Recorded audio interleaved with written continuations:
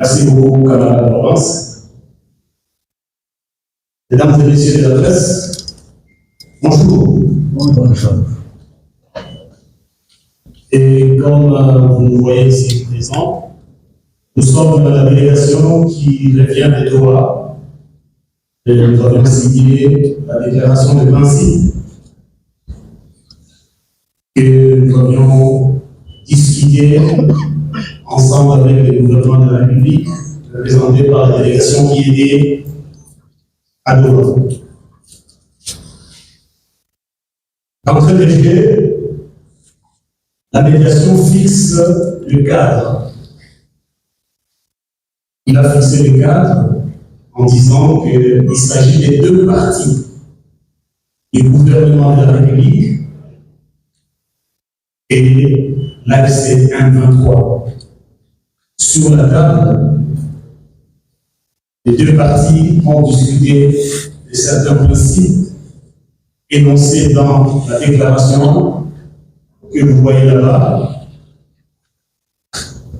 qui, en dehors de deux points majeurs, les restes des matières pertinentes qui touchent aux causes profondes des conflits seront traités à la phase 2.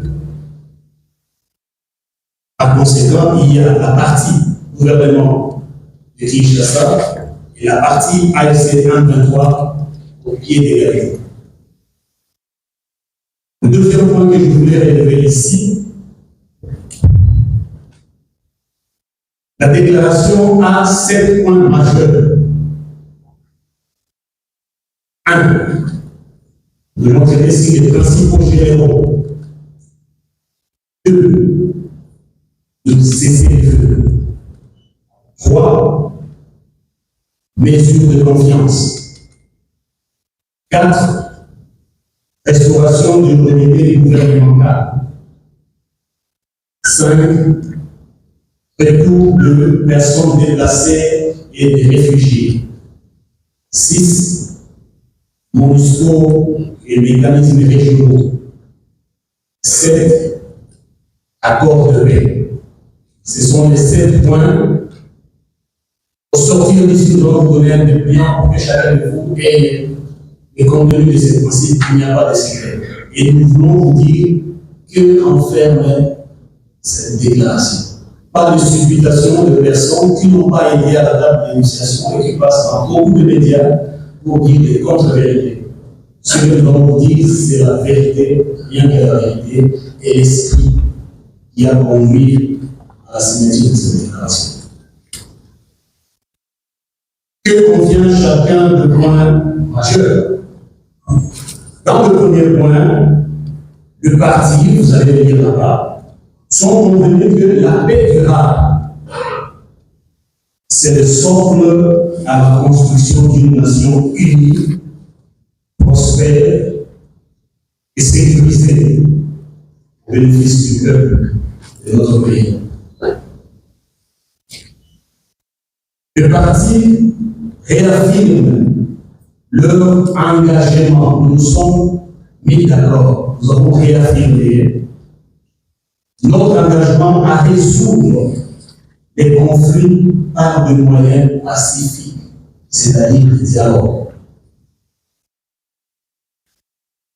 Dans le but de protéger les populations civiles. Parce que lorsqu'il y a la guerre, les populations civiles meurent. Et depuis longtemps, l'AFC 123, vous avez suivi, nous demandions le dialogue. Nous avions voulu que cette crise que nous oppose au gouvernement de Kinshasa soit traitée par le dialogue afin de trouver des solutions durables. Dans le premier point majeur des principes généraux, nous avions dit qu'il fallait éviter la rhétorique de haine, la rhétorique déshumanisante, les discours et la rhétorique de division, des propos dégradants, humiliants. Vous savez que nos partenaires à la paix, ils ont un langage facile à dénigrer d'autres parties, à nous traiter de tout ce qu'ils veulent. Cela met déjà un frein à la construction de la paix. Au total, sur le premier point, il y a 8 sous-points qui ont été énoncés. Ces concepts, c'est pour qu'on puisse baliser le chemin vers une véritable. Mais c'est de l'habitude des officiels du gouvernement de Kinshasa de déformer les contenus des accords en leur donnant un sens différent de la réalité. Tout ce que vous avez suivi après la signature des Doha, il y avait une tentative de déformer la réalité. Quand vous lisez point par point, vous allez trouver qu'il donnait un contenu qui est différent de ce que nous sommes dit. D'où tous nos propos, avec ces principes généraux, tous nos propos doivent concourir à la vérité. Il nous a été astreint de dire la vérité au peuple congolais, de dire la vérité aux médias. Tous nos propos doivent concourir à la vérité, à la réconciliation des paroles qui construisent, qui réconcilient et à la paix. Il nous a été demandé dans ces points généraux d'éviter les rancœurs des gens qui ont dans leur cœur l'esprit de vengeance. Au lieu de solutionner les problèmes, ils sortent des insultes et des propos de sourds.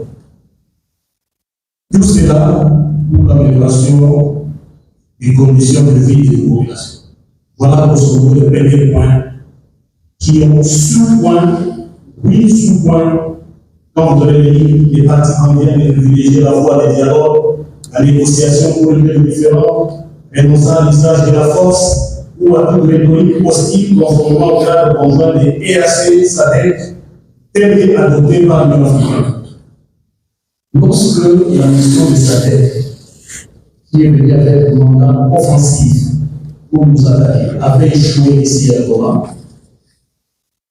l'EAC et la SADC se sont mis ensemble en Tanzanie. Ils ont dit désormais il n'y a plus aucune autre issue qui ne privilégie le dialogue. Et ils ont demandé au pouvoir de Kinshasa de privilégier le dialogue. C'est dans ce sens-là que Doha avait le jour. Le deuxième point majeur dans cette déclaration, c'est ce le fait permanent. Vous avez entendu beaucoup de contre-vérités ici. Dans l'esprit de ce que je fais ici, il faut faire taire les armes afin de créer des conditions indispensables au développement, améliorer les conditions de vie des populations, préserver la dignité humaine. Nous avions réaffirmé l'engagement d'un cessez-le-feu permanent qui interdit les attaques de toute nature sur les lacs, les attaques aériennes, terrestres, maritimes, et même d'autres formes de provocation ou des tentatives d'occuper les terrains par malice.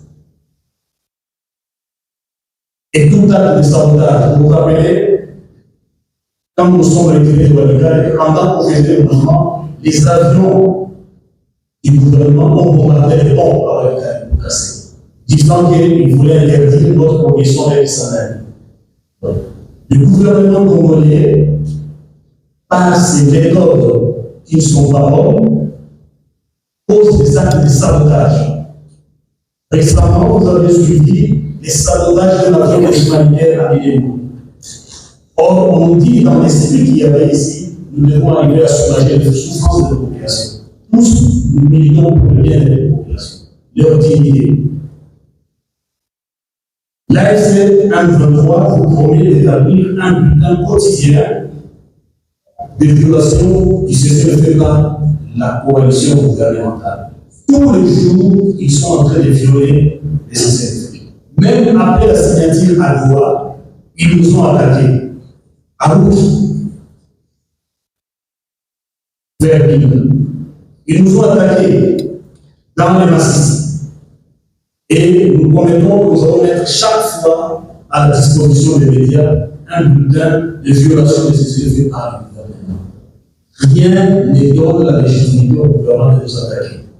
Parce que déjà, lorsque le gouvernement est en conflit avec son peuple, une partie de sa population, il perd même la légitimité d'être le gouvernement, d'être appelé le gouvernement qui protège le peuple.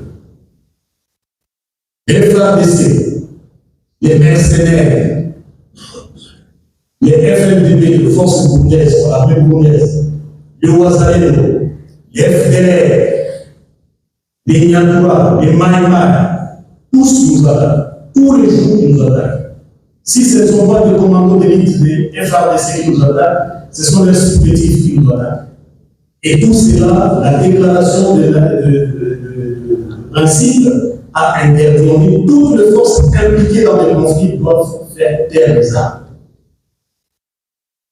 Si le Maïma et le Ouazalendo nous attaquent, c'est Kinshasa qui sera en train de violer les CCF. Si les FDLR nous attaquent par-ci par-là, ce sera le gouvernement de Kinshasa qui viole le CCF. Si l'armée burundaise nous attaquait par-ci par-là, ça sera le gouvernement de Kinshasa qui est partie prenante à cette déclaration de principe sera en train de violer le CCF. Et ça, nous le voulons. Nous sommes convenus de s'abstenir de toute déclaration ou comportement pouvant compromettre le bon déroulement du processus de cessez-le-feu. En réalité, le cessez-le-feu, ce n'est pas un geste, c'est un processus, ça se discute. On se convient. Il y a des forces en partie, des forces belligérantes qui sont opposées, qui doivent faire un mouvement, un désengagement, des lignes de front pour laisser la place à une force d'interposition. C'est ça l'esprit ici. Quand vous allez dire là en bas, le mécanisme qui va étudier les modalités pratiques, les modalités de cessez-le-feu. C'est ce que Kinshasa ne veut pas dire à la population.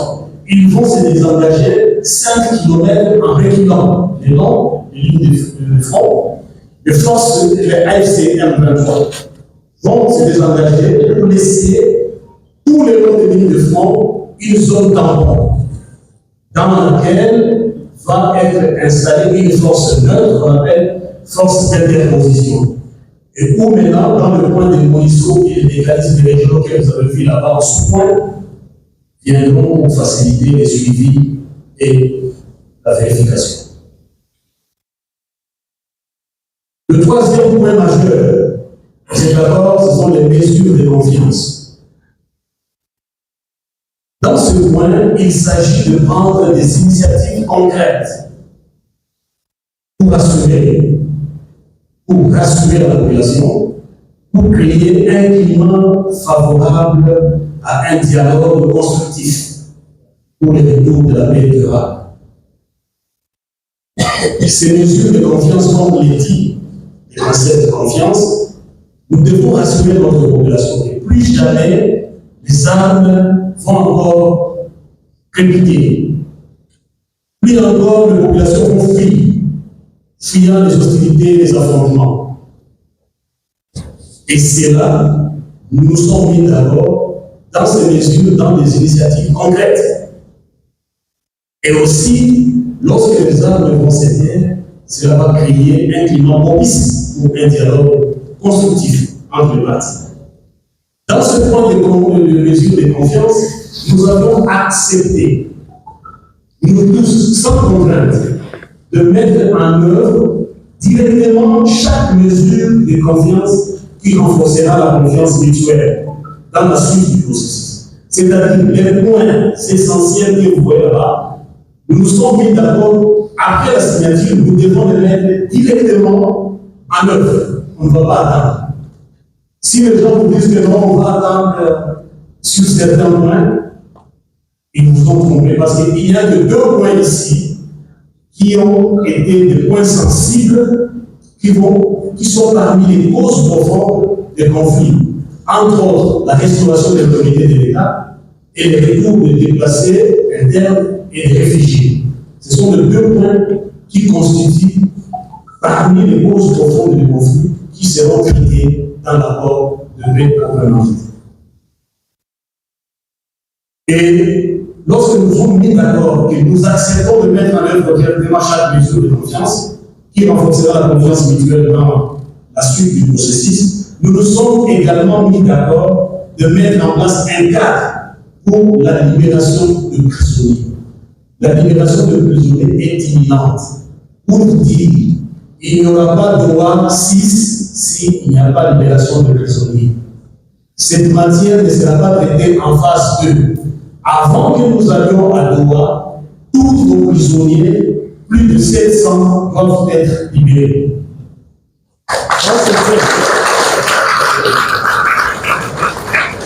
Et ce cadre que nous avons mis en place sera constitué par le CICR, l'ASM 23, et Qatar, bien entendu, le gouvernement de Kinshasa qui possède, qui détient encore nos membres, ou les amis, ou les personnes accusées d'être en collaboration avec l'ASM 23.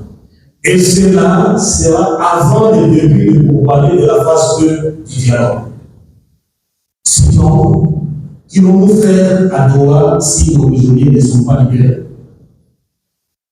L'idée ici est que nous ne pouvons pas passer à la phase suivante du processus si la précédente n'est pas implémentée. Quatrième point de cette déclaration de principe, c'est la restauration de l'autorité gouvernementale. Ce que ce point dit, en réalité, il s'agit d'une nouvelle ordre politique. Qu'est-ce qu'on appelle autorité de l'État? Qui sont les électeurs et où ils veulent étendre? C'est pourquoi même l'intitulé est différent des contenus. Vous avez trouvé là-dedans, nous avons dit, c'est sur l'étendue nationale, du territoire national. Ce n'est pas seulement sur les zones, on pense les zones contrôlées par l'ASM 23. Quand ce point arrivera, ce point qui est la finalité de l'accord, quand on va signer un accord qui traite toutes les causes profondes du conflit, et puis on commence à mettre en œuvre, à la fin viendra ce qu'on appelle la restauration de l'autorité de l'État, où l'ASM 23 sera acteur majeur.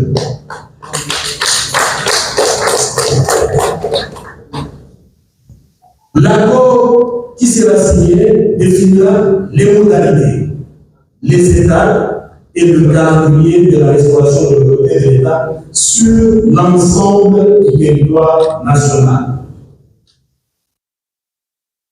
Ce n'est pas à fixer les regards sur les territoires, sur les espaces, sur les zones que notre organisation contrôle, mais ça sera sur tout l'étendue de la République.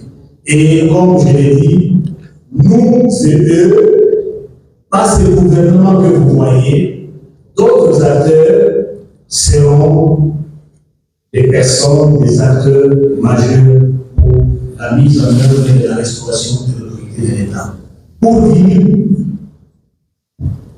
la sécurité qu'il y a ici, la paix qu'il y a ici, l'ordre qui est dans le moment à Bukavu et dans tout l'espace, nous allons étendre jusqu'à Kinshasa. Et eux, c'est qui seront des personnes. Pour que les compatriotes qui vivent les espaces troublés, des Kamanasapu, des Mongondo, de partout ailleurs, des Kodeko, dans les Touilles, dans les Maniema, dans le Bas-Congo, eux aussi puissent bénéficier de l'ordre et de l'autorité de l'État qui se vit dans notre espace.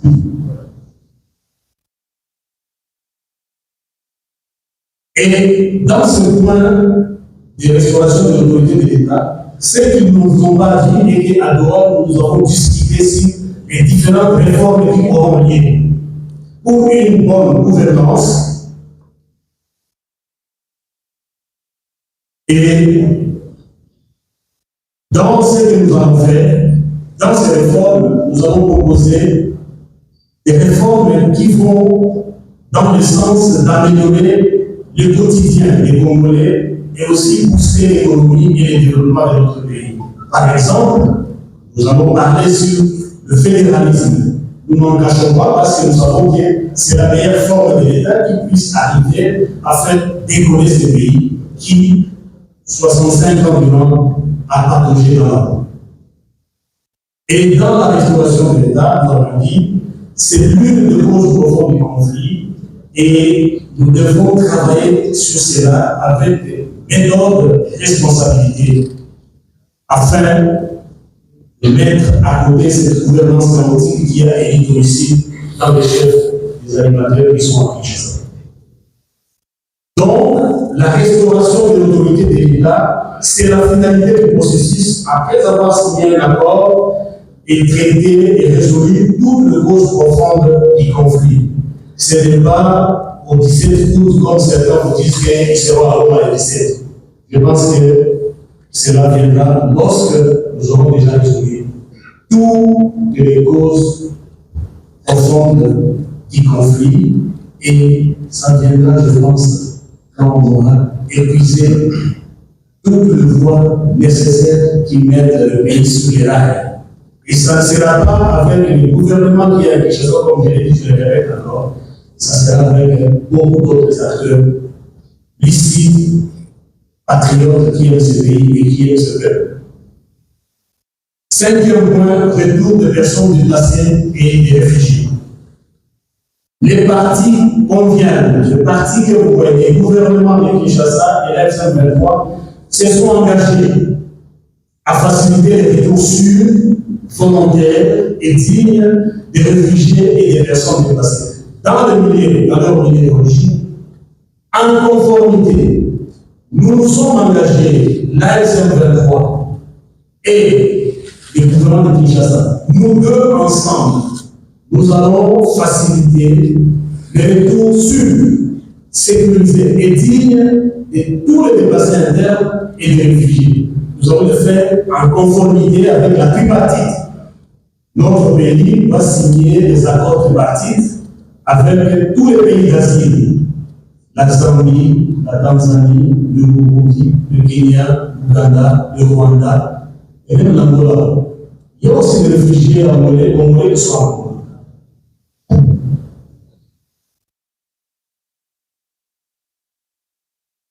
C'est pour vous dire que l'AFC-M23 est partie prenante dans la sécurisation, dans la protection et la facilitation de la faisabilité de toutes ces activités importantes. Il est hors de question de traiter des questions de réfugiés en excluant nous, l'AFC-M23, pour une cause pour laquelle nous avons aussi milité et lutté pendant longtemps. Il ne faudra pas que nos compatriotes soient des apatrides, qu'ils puissent demeurer dans le refuge, dans l'exil politique et dans des conditions difficiles, alors qu'il y a moyen qu'ils puissent rentrer chez eux. Si nous nous sommes liés, si nous nous sommes battus, si nous avons lutté, si nous nous sommes opposés au gouvernement de Kinshasa, parce que cette question a été jetée aux oubliettes. Le point 6, MONUSCO et mécanismes régionaux. Les partis, nous, AFC et le gouvernement de Kinshasa, nous avons convenu et nous sommes engagés à accepter le soutien de la MONUSCO et des mécanismes régionaux dans le processus et au cas échéant pour la vérification et le suivi de ces effets.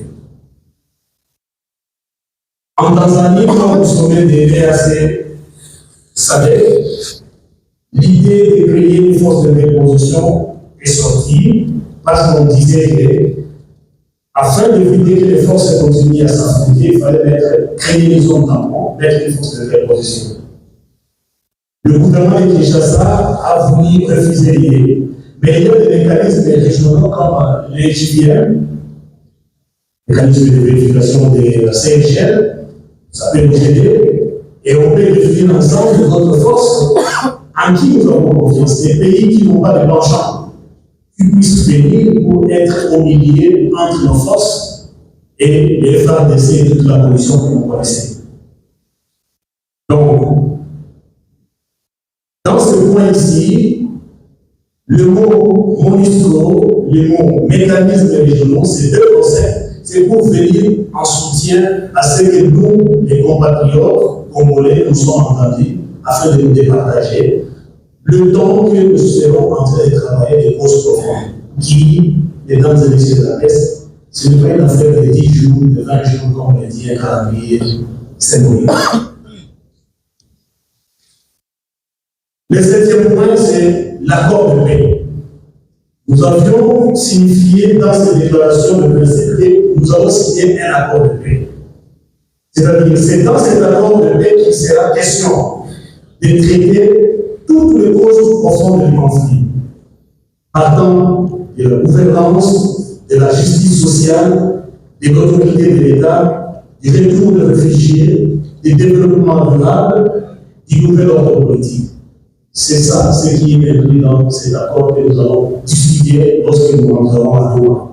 Bref, dans ce point ici, ils ont très bien nommé cet accord. Comment sera nommé cet accord? Cet accord est ici nommé comme, à l'alinéa 4, comme ça l'a dit, accord de paix global. Si vous faites défiler l'alinéa 4, vous allez voir, on écrit accord de paix global que nous allons négocier dans un esprit de responsabilité. Parce que maintenant, dans le monde entier, on prend des Congolais comme des petits camps, ils ne sont pas responsables. Ils sont responsables de rien. Pour un petit différent, il faut appeler l'extérieur, l'étranger, pour nous départager. Il nous a été dit ici, nous sommes convenus que nous allons entamer une discussion pour négocier cet accord global, un accord de paix global, dans un esprit de responsabilité, de coopération et de compromis. Et pour conclure, à l'alinéa 2 de ce même point de l'accord de paix, c'est écrit les partis, gouvernement et ASM 23, ont convenu de mettre d'abord en œuvre cette déclaration de principe. Si vous lisez l'alinéa 2, je n'invente pas, je dis ce qui est écrit dans la déclaration de l'ordre. C'est pour dire que, avant de rentrer à Doha, dans l'accord de cadre de paix, nous allons d'abord commencer à mettre en œuvre cette déclaration de principe, avant d'entamer des négociations directes. Donc, finir avec l'étape 1, qui est l'étape de déclaration de principe, avant d'entamer l'étape suivante. Je vous remercie.